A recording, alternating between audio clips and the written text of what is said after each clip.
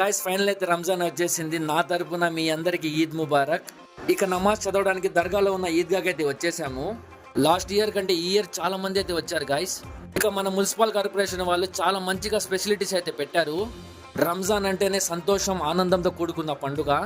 ఎందుకంటే 30 days ఉపవాసాలు పెట్టి అల్లాని ప్రార్థిస్తూ మా ప్రతి ఒక్క కోరిక నెరవేరుస్తారు. ఈ రంజాన్లో మాత్రం రంజాన్ ప్రతి ఒక్క ఇంట్లో చాలా సంతోషంగా జరుపుకుంటా అని చెప్పి నేను కోరుకుంటున్నాను. మన డ్రెస్ స్టైల్ ఎలాగుందో కింద అయితే కామెంట్ చేసి, ఏంటి వీళ్ళందరూ పోస్టర్స్ పట్టుకుని నిలబడున్నారు, మీకైతే కన్ఫర్మ్ గా డౌట్ అయితే వస్తుంది.